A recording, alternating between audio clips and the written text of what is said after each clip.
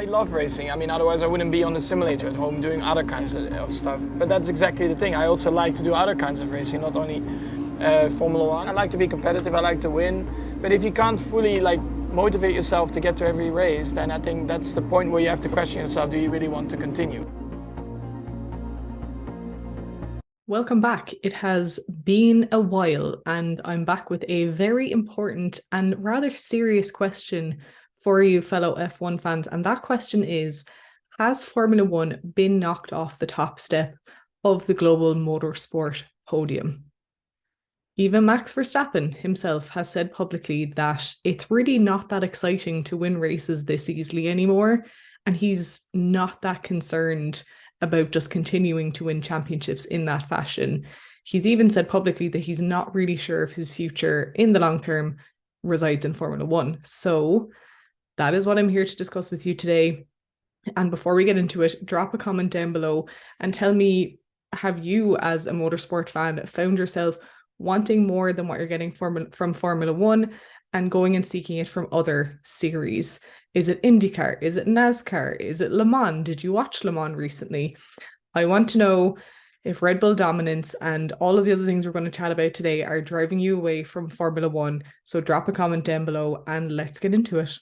The rise of IndyCar is something that's really important to talk about in this video. And while it may not seem like a huge jump, in 2022, the Indianapolis 500 on NBC saw a 2% jump in viewership. And like I say, that may not sound like a lot, but that gave the race its biggest audience in 15 years. So it is notable in context of the history of this sport being and this race being broadcast. There are also more ways to watch IndyCar now than ever before, with international broadcasters and streaming services like Peacock making essentially the races more visible than they've ever been in the history of IndyCar. And there is no denying that after a period of drought, the IndyCar star is on the rise, and there were actually 5 million viewers of its final race in 2022, which was of course won by former F1 driver Marcus Ericsson. According to an official report run by Penske Entertainment, the 3 pillars of new fans that are boosting IndyCar as a sport are more females, more Gen Z and millennial viewers, and a larger international audience. I also think it's worth noting that a significant number of familiar faces from Formula One, particularly to non-US spectators, are popping up on the IndyCar circuit. I've obviously already mentioned Marcus Ericsson, but you've got Pato O'Ward, you've got Antonio Giovinazzi, you've got Roman Grosjean, and you've got Callum Ilott, Takuma Sato. That's just this year alone. And you've got W Series driver Jamie Chadwick driving in the Indy NXT series as well. NBC released a really interesting infographic on their Instagram page recently, which showed the level of on-track action at the Road America race that has just passed. And these numbers, I'm just going to tell you, are staggering, regardless of whether you're looking at them alone or whether it's comparison with a Formula One race. There were over 400 on-track passes during that event, and over 86% of those were for position. So this isn't just making up the numbers, this is actual on-track passes that were for position in the race. And they even dive deeper than that in the stats, and they tell us that just within the top 10 drivers alone, there were 110 passes made. Meanwhile, if we look at Formula One, in the entire 22 season, for example, that we've just seen, there were 785 passes made.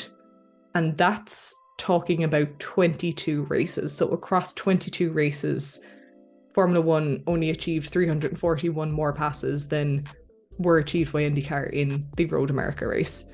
Now, before people get too bothered and in a twist, I'm perfectly aware that IndyCar and Formula One operate very differently from each other, but at the end of the day, if you're a motorsport fan and you're looking completely just purely on entertainment value at these two types of stats, you can't argue the fact that IndyCar is providing lots more on-track action than Formula One is. Formula One may be putting a shed load of money and investment into its American expansion, but the reality is that the US-based IndyCar series is on a major upward trajectory in itself. And it's not just IndyCar either that's drawing motorsport fans away from Formula One. And I'm sure if you've been on F1 Twitter over the last week or so, you'll have noticed the huge interest and spike in buzz around the 24-hour Le Mans race that has just taken place. Don't get me wrong, Le Mans has always drawn huge crowds and it is, steeped in history. It's a massive achievement to win it, to even finish it and compete in it. But I think this spike is particularly happening because F1 fans are looking for somewhere else to satisfy their need for speed outside of Formula One. And that's where, as I say, they're being drawn into things like Le Mans, where previously they may not have watched. I know a lot of people on F1 Twitter been their position over the last week or so, and that's why they watched Le Mans this year. The same with IndyCar. They're looking for more, and these other series that's where they're getting it from. 325,000 people attended Le Mans this year, and streaming services said that they saw a 59% bump in viewership, and that's just from the US and Canada. So that's not even including any other territories outside those two. You look at the fact also that landmark brands like Lamborghini, BMW, and Alpine are coming into the Le Mans fold for 2024, and I don't see the interest waning anytime in the near future. Look, it's no secret that Red Bull's dominance over the past 2 seasons, particularly this year, it's beginning to send F1 fans into a state of sleepiness. Let's not lie about it. At this point, it's pretty much the normal course of events for a Grand Prix to involve Max Verstappen starting usually from pole and then leading from flag to flag. And Red Bull have won every race so far this season. They don't show any signs really of stopping anytime soon. And their closest rivals, Aston Martin and now Mercedes, are still quite a distance behind them. There were similar sentiments during Mercedes' 8-year streak of dominance. And generally in Formula One, if you look back through the history books, it does have a tendency to be a sport of cyclical dominance, and that's happened for decades now. So it's not that this is necessarily anything new, but it feels different this time, doesn't it? It just feels different, and I'm pretty confident that this next point that I'm about to cover is one of the big reasons for it feeling that way. Let's be real. Formula One blunders and embarrassments are giving us the ick. There have been more times in the past 2 years than I would care to remember, or that I could even count, when I've been embarrassed as a fan of Formula One. I've covered a lot of these blunders and watch them unfold in videos on my channel, and in all honesty, it starts to add up.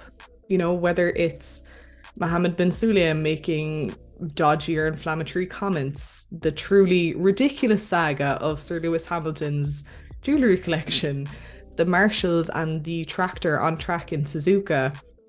Dare I even mention Abu Dhabi 2021? As I say, the list goes on and on of these incidents. And even at the team level, over the last 2 seasons alone, you've had Ferrari making a mess of their history in the sport at this point by compounding errors in strategy and pit stops. You've got paid drivers who are on the grid for completely wrong reasons. And there's been team principals bickering as far as the eye can see. And it can be very difficult at times to justify the viewpoint that Formula One and a seat in Formula One still represents the pinnacle of a career in motorsport. It's worth mentioning here that there is a lot more diversity in IndyCar than there ever has been in Formula One. And I think that could certainly be a contributing factor for that series' burgeoning audience. While F1 hasn't managed to get a female driver involved at a Grand Prix weekend since Susie Wolff in 2014, it was seen as a huge disappointment that the Indy 500 race in 2020 was the first one not to have featured any female drivers since 1999. In fact, in 2010 and 2011, as many as 4 women lined up on the grid for that race out of a total of 33 cars. So those are 2 completely different stages of progress, and they're very far apart. And, not even just on female engagement in the series and involvement, but the Force Indy team that encourages African American involvement in IndyCar and its supporting series has undergone a huge reshuffle for 2023 in an effort to reach higher levels of representation from African Americans as well. On the flip side, you look at Formula One, and Sir Lewis Hamilton is still the only black driver to have ever competed in an F1 seat, and he has had to fund his own initiatives and studies in order to draw any attention to his mission of increasing the involvement of people of colour in motorsport in general, regardless of whether that's as a driver or a team role. And what that really says to me is that Formula One is great at pretending that everything is fine and is terrible at undertaking any kind of meaningful change that does not pertain to the cars themselves or the tracks. If it's about people, Formula One is very slow to make any progress. If it's even about the planet, Formula One is slow to make any progress. And it's gotten to the stage where I believe that was a big part of why Sebastian Vettel decided that he didn't want to be in Formula One anymore. It's not just the on-track piece, it's about the human side as well. And I've said that in many of my videos. And, you know, the modern audience just doesn't have time for that kind of stuck in the mud attitude. Thank you for tuning in. As always, my friends, drop a comment down below and let me know whether you think that the days of Formula One being on that top step of the global motorsport arena are maybe not over, but potentially coming to an end. And as I said at the top of the video, let me know as well, what are the series you've been watching, what it is about them that draws you away from Formula One and towards them. I would absolutely love to hear about that, and I'm going to be hanging out with you in the comments once this video goes live. But until then, take care and enjoy your racing.